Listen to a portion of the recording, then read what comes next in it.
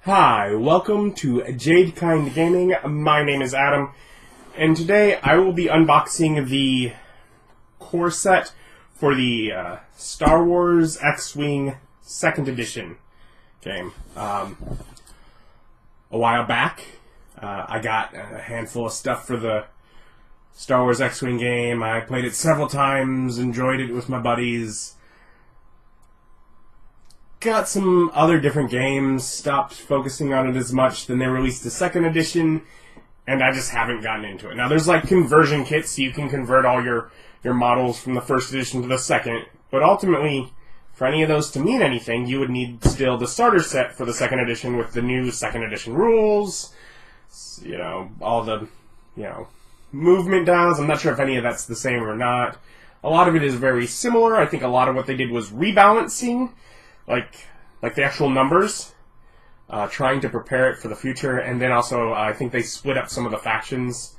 So instead of the Empire and the First Order being the same thing, they're now two separate factions, so they can actually play against each other and such.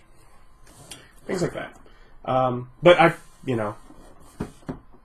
decided to get into the 2nd edition and get some things for that, and step 1 is going to be the core set for it.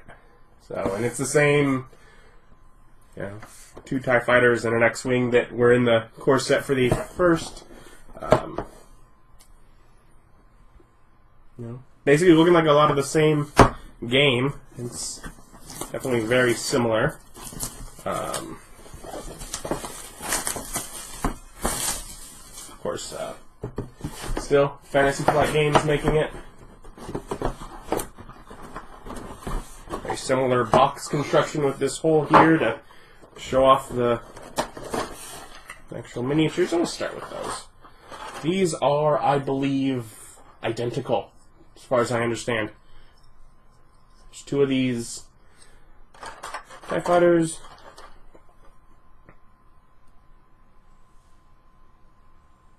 Actually, I don't know if the old ones did that. Not identical. This is, of course, one of the Force Awakens ones, but the foils didn't move on the old one. The paint job, it doesn't matter because it's just a different type.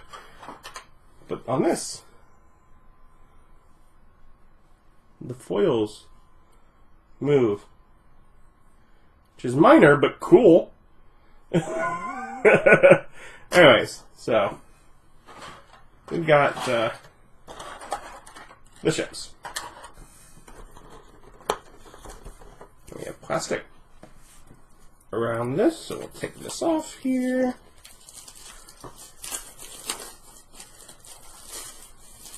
And look at our punch-outs. Alright, so 1. Each of these is going to go at the base and punch out the center of it for the stand to go through. And it has whatever, the basic, the silhouette of the ship, the different arcs. I think there's like a special, like, more narrow fire arc. We get the 2 TIE Fighter movement dials. Don't want this little thing to fall out of the center because that'll help. And you can kind of see essentially the idea being that you'll have the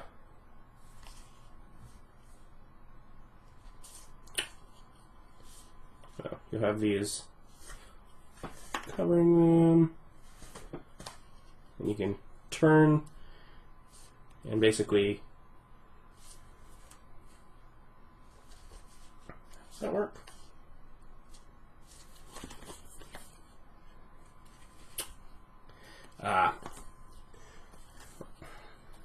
Oh, they're labeled on the back. Let me just punch them out. So they'll line up like this, and you'll spin it, spin, spin, spin, and you'll set it down, and it'll be pointing at one of your, whatever move you're going to be doing. So the TIE fighters have their own array of movements that are different than the X-Wing. Like moving around or whatever. Each different ship basically has its own set of movements. And there's markers to help identify different ships. Here are the different curves that line up. So if you're doing whatever, if you do 2, and the different colors are how difficult they are for your ship, and whatever. There's 2 forward, you would line this up at the front of your ship, and you would go 2 forward. So that's basically the concept. I think those are focus. It's different markers for different things. Shields. Obstacles to go on the board. The longer forward or loops. Your tighter turns. More rubble. A lot of different markers.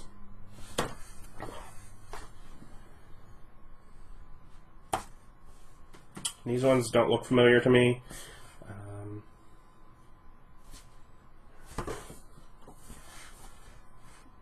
Anyways, a lot more different things to mark.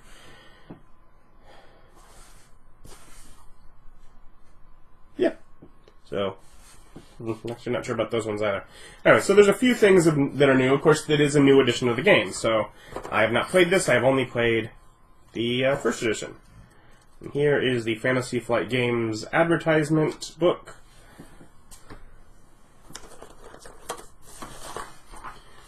New to X-Wing? Expand your squadron. X-Wing veterans, update your collection. And these are what I was talking about. The conversion kits. So I can convert some of my stuff from the first edition to second edition with kits. So you still have to spend money for this, but basically it just includes the cards and cardboard, and then you use the same plastic. Here's the quick start rules.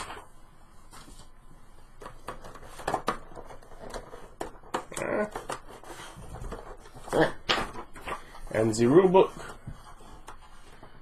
which goes how to actually assemble the ships.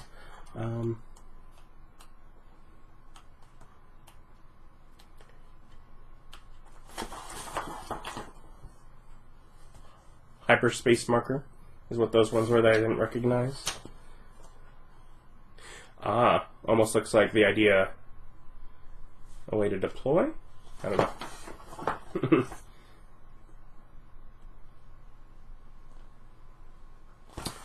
And then here's one of the big differences in this edition. I was looking through this booklet briefly as I was getting ready to upgrade. And this is one of the biggest differences. And that's how you build. The default way of building is a quick build, where you use little cards that have predetermined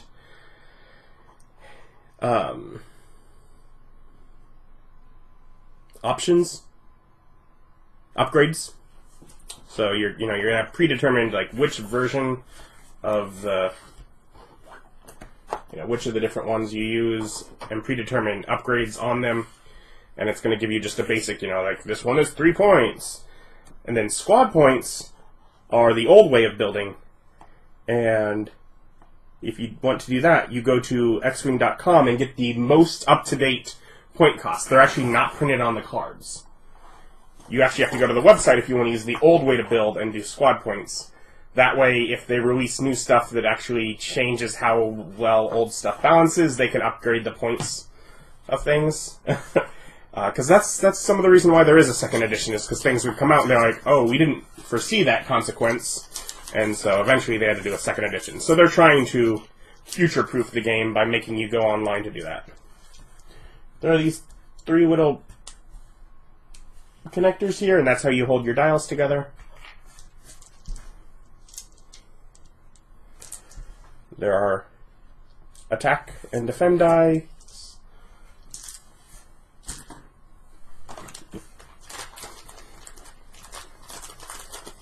That's what I'll really quickly show one of these.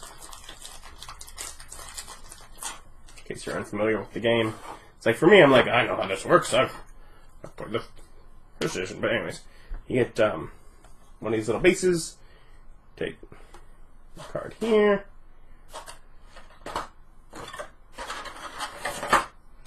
We're building the TIE Fighter.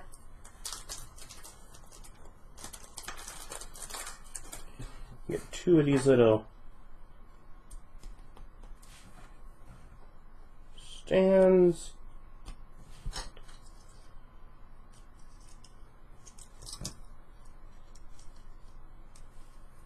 They go like that, and even, of course, they easily disassemble for storage. But that way, actually, on the battlefield, you have TIE Fighter right there. And if you need to discern one from another, that's what all these little markers around were for. They have a little spot they can go on here, and there's a spot on both sides. So if you have a bunch that look the same, you can mark them different numbers. But yeah, generally speaking, that's that is how you make your little guys. And when you get a bunch of these on the battlefield, it looks so awesome.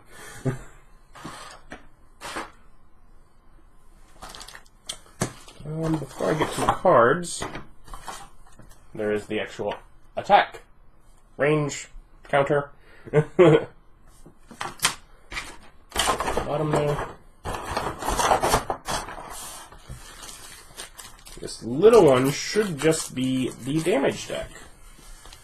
Because I believe, at least to my understanding, they have reduced these small cards to only be the damage deck. So once you sleeve up the small damage deck here, which basically is the idea of normal attacks, you just draw how much damage you have, but then there are some that do special effects, and that effect is random, and you flip it over, and whatever, ship, suffer 1 damage, then repair this card. Anyways. Or fuel leak. After you suffer 1, whatever. There's 2 different types of damage, and I don't remember without looking them up. You suffer normal damage and repeat this card. Action to repair this card. Oh, that means... I don't actually know what this means. That means when you draw this, you suffer 1 damage, which means you actually take one of these, and then you repair this card, which means you flip it. So it's basically 2 damage instead of 1. Anyways. So there are special things that do more than just damage. But anyways, these are the only actual small cards, unlike the last one where all the upgrades were small cards as well. So if you have a whole bunch of those small sleeves, me, well, now you don't really need them. These are your quick build. So you can do Luke Skywalker with Instinctive Aim, R2-D2, Proton Torpedoes, and Servomotor S-Foils for 3, or Red Squadron Veteran with Predator, R5 Astromech, and Servomotor S-Foils for 2. So there's different things. Just simple Academy Pilot with no upgrades is 1. And basically, so instead of balancing with points, you just have these like, oh, everyone gets, 3, so I might run 3 as Luke Skywalker, and they might run Night Beast for 2 and Obsidian Squadron Pilot for 1. So they have 3 total, I have 3 total.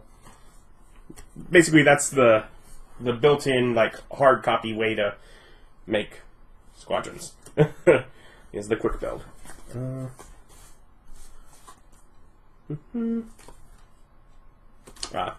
Okay, and since they open and close, you actually have this S-Foils closed. While you perform a primary attack, roll 1 fewer attack die.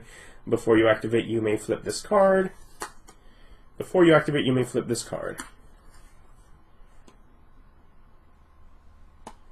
Okay, and then this has no extra stuff. This has some extra things there. Okay. So yeah, so it's one less die and does some extra things. Anyways, most of these have backs, but because that one flips, it has different things. And all these little symbols don't mean anything unless you go online and use the point builds. But otherwise, these that used to be the small chords are now your different upgrades that this comes with. Let's see, let's...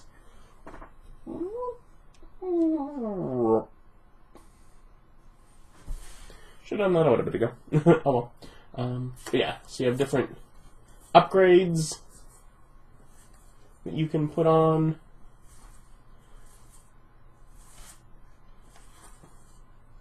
And if you notice, none of them have the points of what they cost. They don't tell you.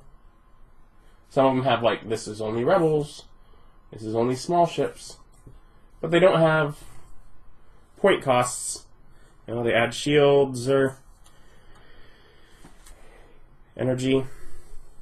But yeah, to get the points that they cost, you have to go online.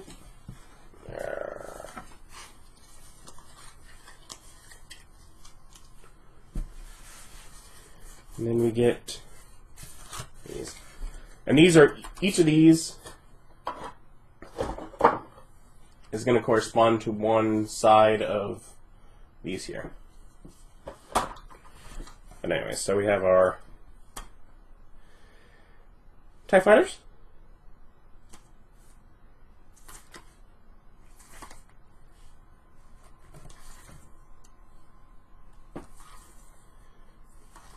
Some of these more basic ones we get 2 of, so you can have, you know, just 2 Academy pilots if you want. And some of them would just have basically flavor text. Others have actual stuff they do that makes them special. And I believe the dot means unique. Then we get our X-Wings, like Luke Skywalker, Jack Porkins, Red Squadron Veteran, and Blue Squadron Veteran. But yeah, so a lot of that is repeats of the stuff from before. And I do just want to grab a couple things. I'm not going to check each and every one and see exactly, but just as a couple examples, I want to see.